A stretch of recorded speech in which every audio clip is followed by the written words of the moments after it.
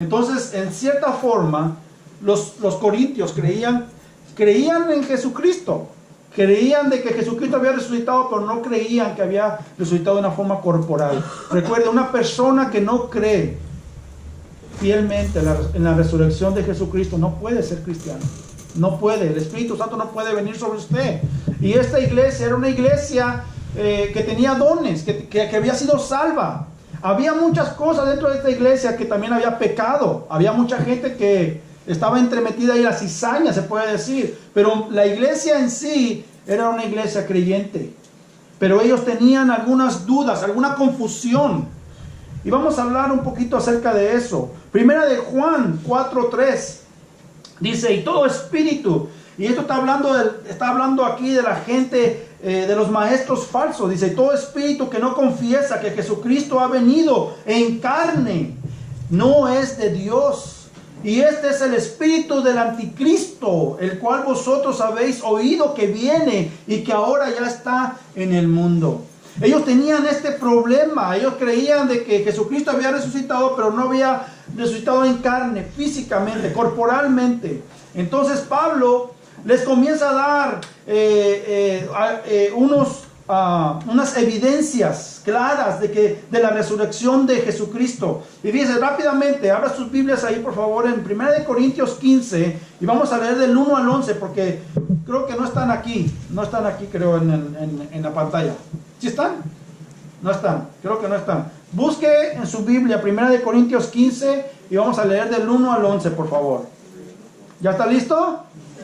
Dice, lo primero que les da Pablo a ellos les da el testimonio de la iglesia a los corintios. Dice, además os declaro, hermanos, el evangelio que os he predicado, el cual también recibisteis, en el cual también perseveráis, por el cual asimismo si retenéis la palabra que os he predicado, sois salvos, si no creísteis en vano. En otras palabras, todas las iglesias, todos los apóstoles habían predicado la resurrección de Jesucristo y reconocían en cierta forma el poder de la resurrección cuando ellos experimentaron lo que es la salvación, experimentaron una transformación milagrosa en sus vidas, lo cual les daba una clara evidencia de que las iglesias estaban predicando a un Jesucristo resucitado.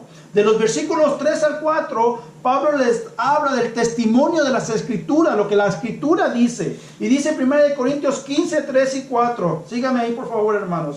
Porque primeramente os he enseñado lo que asimismo recibí, que Cristo murió por nuestros pecados conforme a las Escrituras, y que fue sepultado y que resucitó el tercer día conforme a las Escrituras. No nomás les dio lo de la iglesia, cómo predicaban ellos a Cristo, les daba lo que la Escritura dice, que la Escritura decía de que Jesucristo iba a resucitar.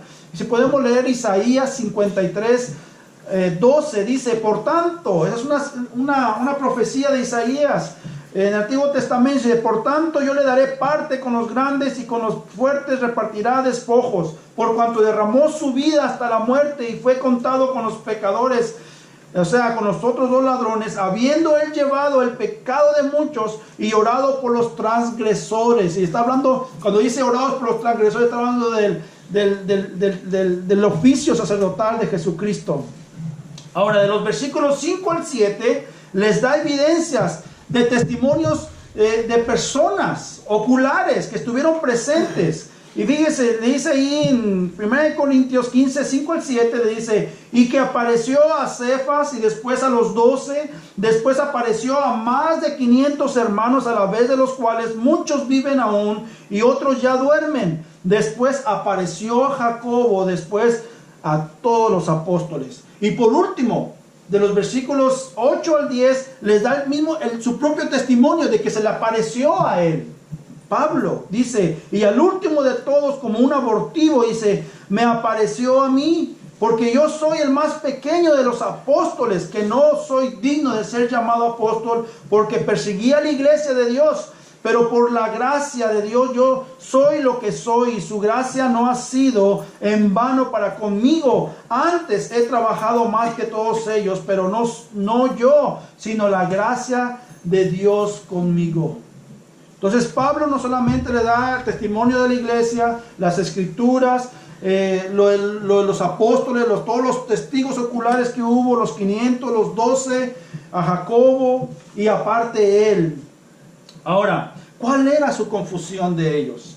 La mayor parte venía como un resultado de lo que ellos habían aprendido anteriormente. Ellos tenían una creencia de los filósofos griegos que enseñaban el dualismo.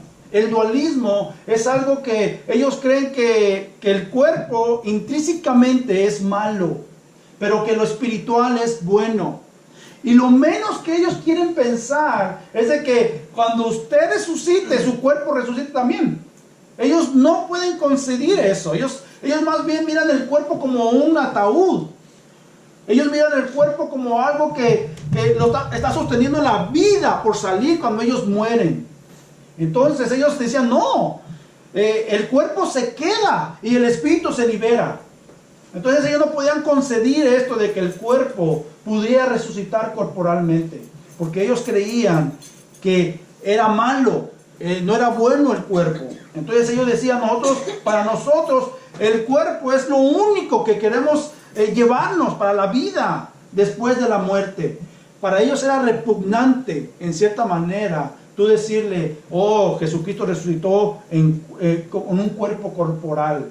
Ellos decían, no, nosotros queremos que solamente el espíritu, porque es la liberación. Por fin el cuerpo, el espíritu se liberó. Y esa era la mentalidad de ellos. Y en cierta forma, Corintios había asumido esa interpretación. Y ellos se aferraban en cierta forma a eso. Hechos 17:32. Hechos 17:32 está aquí. Dice, pero cuando oyeron lo de la resurrección, ¿se recuerda cuando Pablo les estuvo predicando a ellos, a los griegos, a los filósofos? Ellos se burlaban.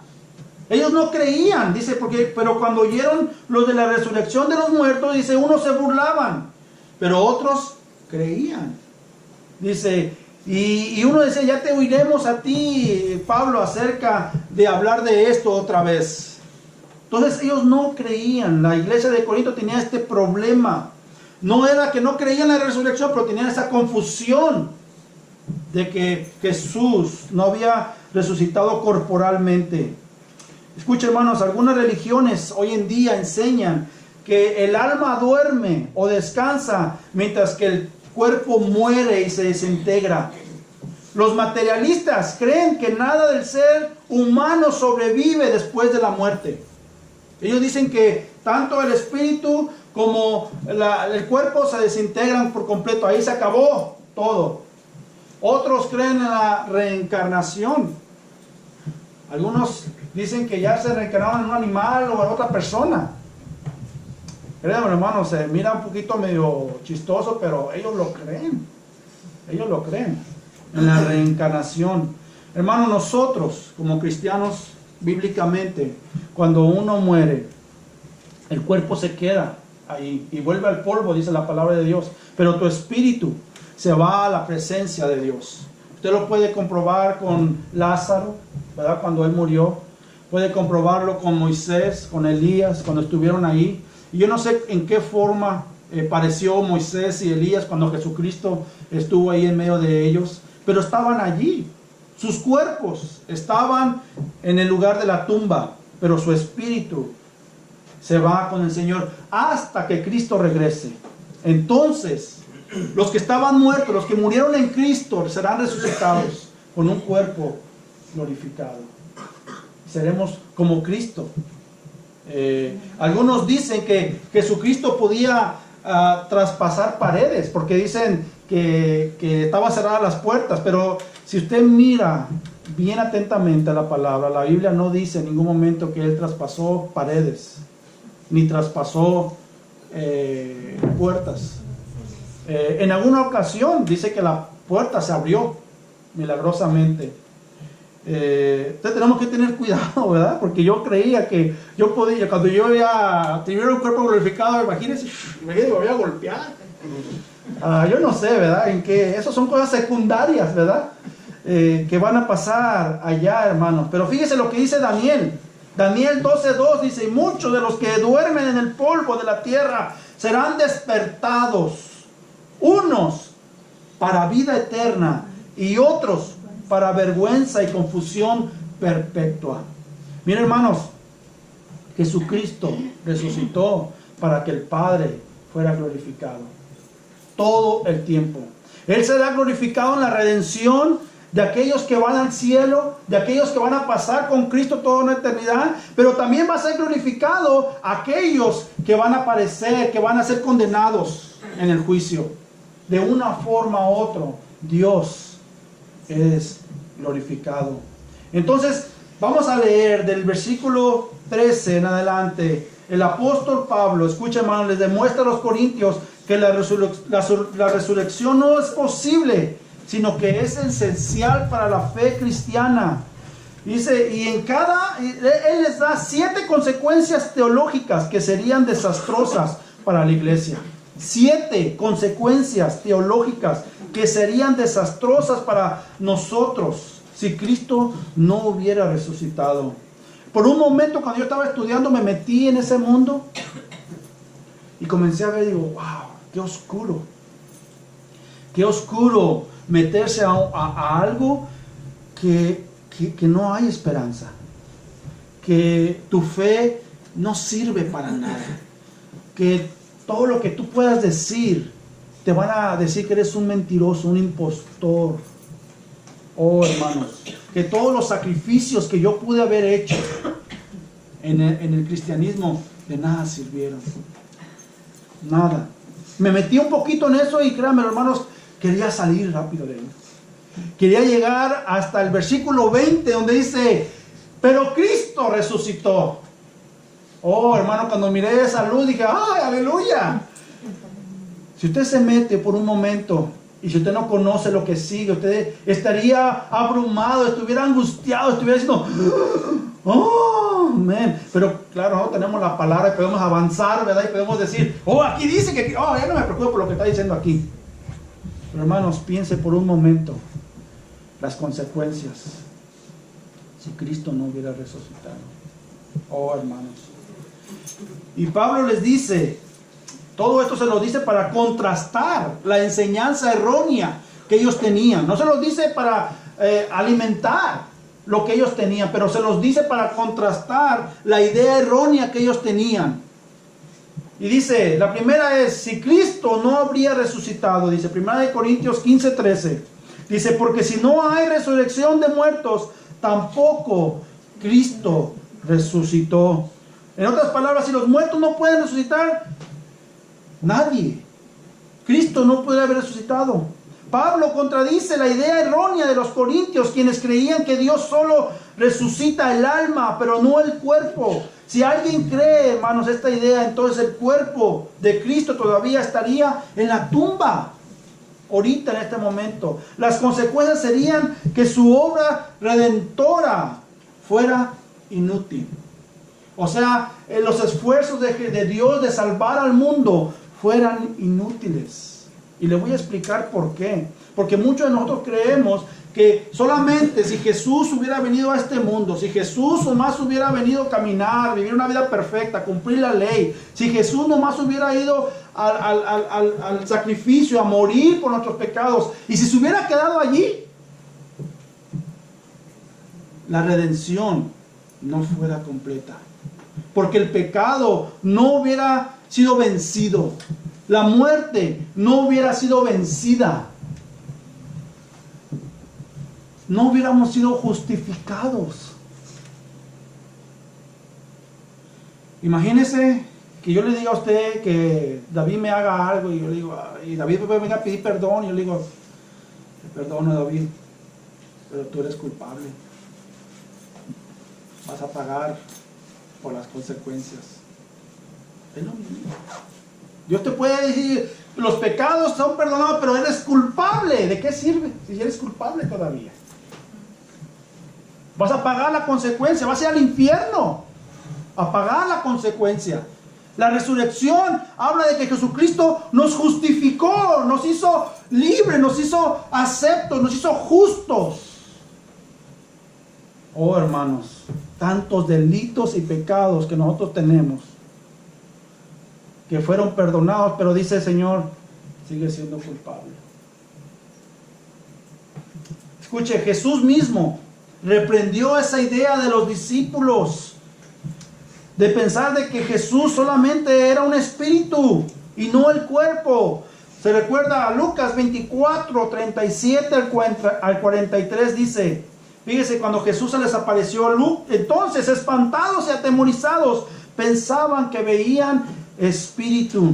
Pero Él les dijo, o sea Jesús, ¿por qué estáis turbados y vienen a vosotros corazones estos pensamientos? Mirad mis manos y mis pies, que yo soy, dice, que yo mismo soy, dice, palpad, ved, porque un espíritu no tiene carne ni huesos, como ves que yo tengo. Y diciendo esto les mostró las manos y los pies, y como todavía ellos de gozo no lo creían, y estaban maravillados. Dice, les dijo, ¿tenéis aquí algo de comer? O sea, fíjense, todavía ellos estaban como, no lo puedo creer. Ok, denme algo de comer. Óigame. Dice, entonces le dieron ¿qué? Parte de un pez asado y un panal de miel, y él lo tomó y comió delante de ellos. Oh, hermanos, Jesús, créanme, decir que fue más humano que nosotros. ¿Y sabe qué? Jesucristo, cuando fue exaltado hasta lo sumo, dice que Él recibió la gloria que Él ya tenía. Pero el adquirir la humanidad, dice que fue hasta lo sumo, lo máximo, porque Él no tenía eso. Pero al venir a esta tierra, Él adquirió el Dios humano, se encarnó. Y Él ahorita, hermanos, tiene un cuerpo físico allá en el cielo, donde intercede, donde nos conoce, donde sabe nuestras tentaciones, nuestras debilidades. Oh, hermanos, qué glorioso, qué plan de redención de Dios. Todo esto lo tenía previsto antes de la fundación. No crea que Dios se lo inventó en el camino. Digo, ¿cómo le hago ahora? ¿Cómo saco a esta gente de aquí? No, hermanos, Dios sabía que Satanás iba a fallar. Dios sabía que el hombre iba a pecar. Dice alguien, y hay muchas preguntas teológicas que yo no te voy a poder responder, pero dice un hombre teólogo, dice que la única forma de entender por qué el pecado de una forma lo permitió Dios en Satanás, en el hombre, era para que Él fuera glorificado al final. Él conociendo todo, sabiendo todas las cosas, al último. Y dice que aún en el pecado del hombre lo usa como un medio para que Él sea glorificado. Imagínense, Dios no iba a permitir nada que Él no tuviera el control de las cosas. Entonces, hermanos, Cristo vino a encarnarse, a morir en la cruz y resucitar de los muertos para un beneficio, no para un beneficio de Él mismo, sino para el beneficio de nosotros. Era el bienestar de nosotros, para redimirnos. Escuche, un evangelio sin la resurrección corporal de Cristo no tuviera un mensaje alguno de redención.